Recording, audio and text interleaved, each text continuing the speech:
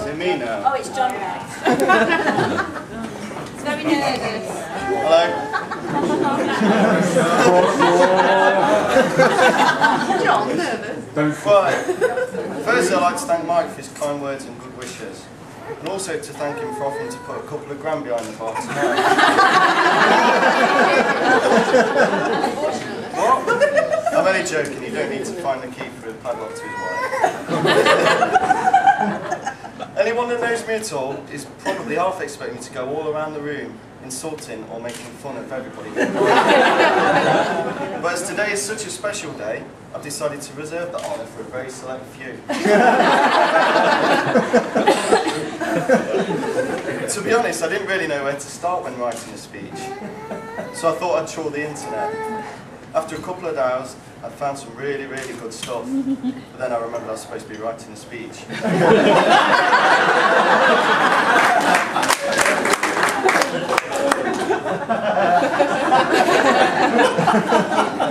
It's brilliant to see so many of our friends and family here today to help us celebrate the happiest day of our lives. I know that some of you have travelled a very long way to be here today, and that means a lot to us. An honourable mention has to go to Gary, a long way from Dublin.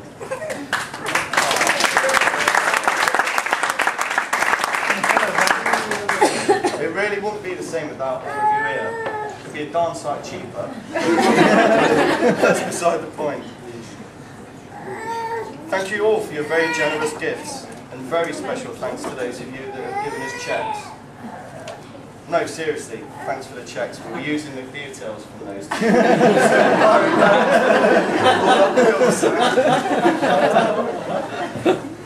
Now, as is custom, there will be a few toasts during my speech, so please don't neck the whole glass at the first toast, mentioning no names. Mum.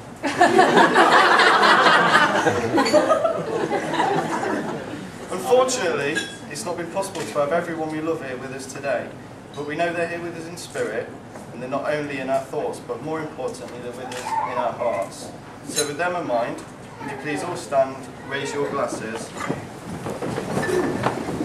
join me in a toast to absent friends. To absent friends.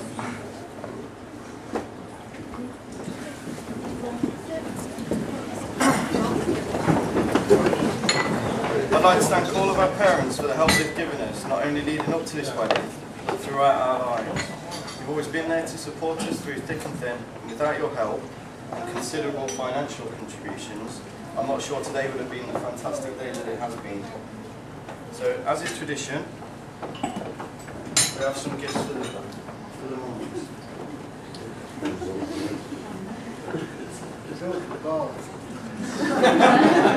Yeah, probably.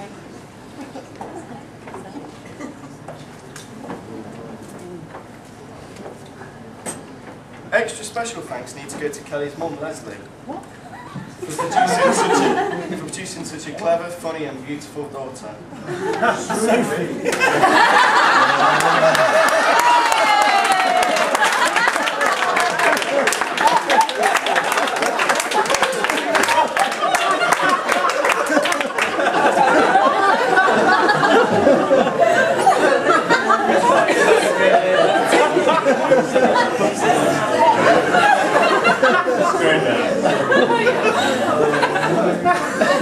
Back on to Leslie. I think I speak for all of us when I say you look absolutely amazing today. Stand up.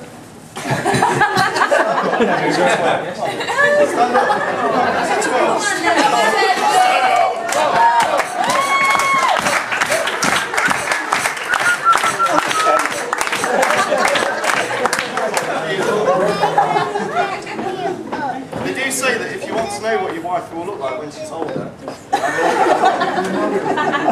well, Leslie, I'm having a really good look.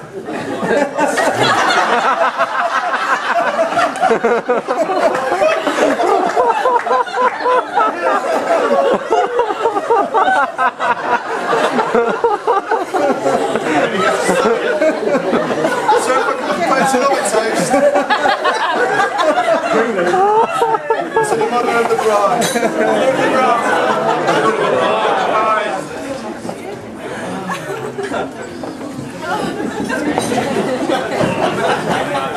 I'm must also add that the bridesmaids look very special today.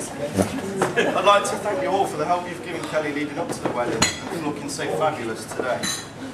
Unfortunately for the men in the room, only one of these lovely ladies is single. I won't tell you which one though, in case any of you want to chance your arm. You might be surprised how open-minded and free-spirited even the married ones are.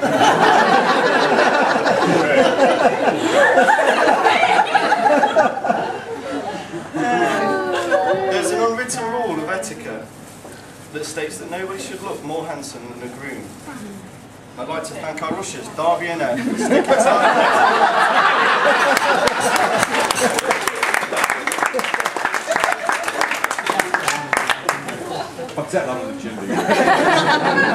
They've both lent an air of nightclub bouncer respectability to their roles, and I particularly admired the way they searched the ladies' handbags and frisked the men as they came in, with such discretion and subtlety. I'm not quite sure that saying, "You'll sit where you bloody well put," is really in the spirit of the day, but we'll let that pass, thanks to both of you. And now on to Kelly. Well, what can I say? When I saw you walking down the aisle today, my heart skipped a beat. Everyone will agree that you look outstanding, stunningly beautiful and adorably elegant. In fact, the most difficult thing about writing this speech is the shortage of superlatives to describe your beauty. Looking at you now, I feel as though I'm the luckiest man alive. You are intelligent, caring, funny and beautiful. I've enjoyed every minute of our 9 years together, and I'm really looking forward to spending the rest of my life by your side. Perhaps the most important thing I'm going to give today has to go to Kelly for all the hard work and time she's put into making today such a success. And believe me, it's been a hell of a lot of time and effort. You've almost coordinated this whole day single-handedly. I know it can't have been easy. I know this because you've told me every single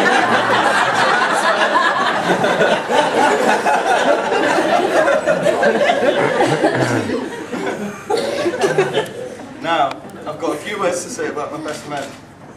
It's only fair that I introduce you to them properly.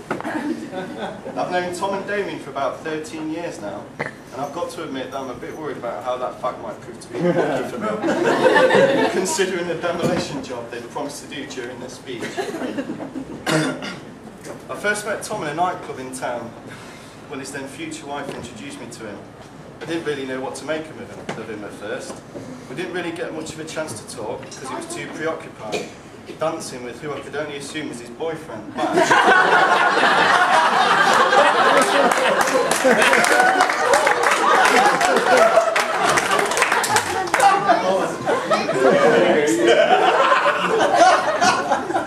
After time though, a friendship soon developed.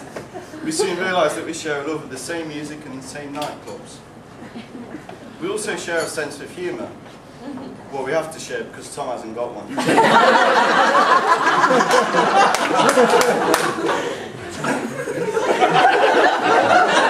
breaking it now. He wasn't before, you've prepped it right. Some qualities Tom does possess though, are perseverance, inventiveness, and an ability to think outside of the box.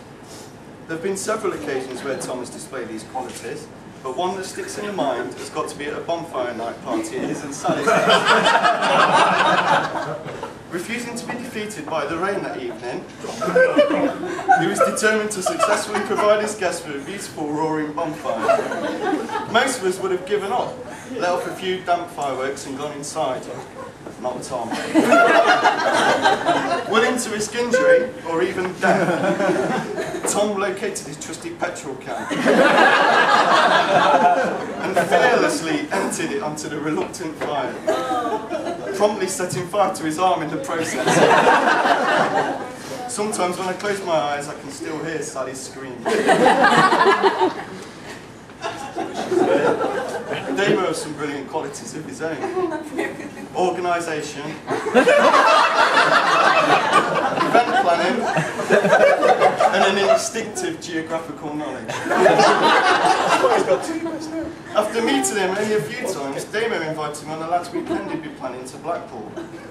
Now, I've never been one to turn down a Jolly Boys outing, and as Damo told me the details, I simply couldn't refuse. He'd sourced reasonably priced coach tickets and scoped the best bars and clubs to go to.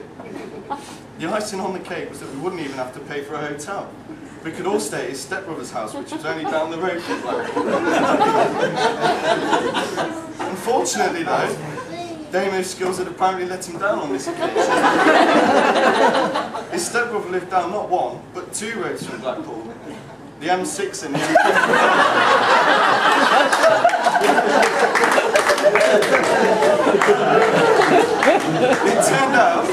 It turned out that we'd be staying 29 miles away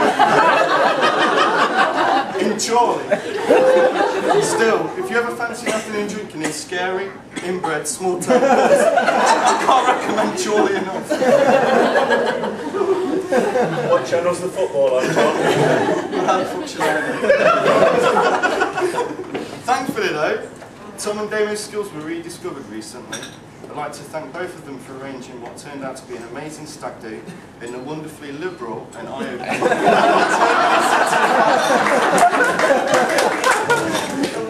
I'm sure I speak for everyone when I say that everybody really enjoyed themselves. Not least of all, Kelly's Uncle Grenville.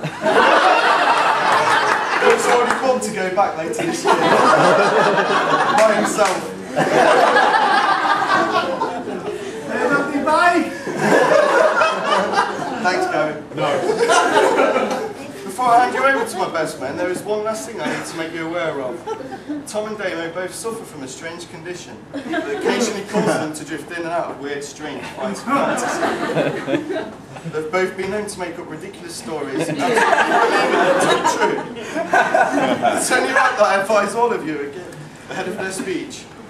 I'd be extremely grateful if you could help me by not upsetting them because, as I say, they're both very good friends. So if you could please just bear with them, and maybe even join in with them, trying to laugh at all the right parts.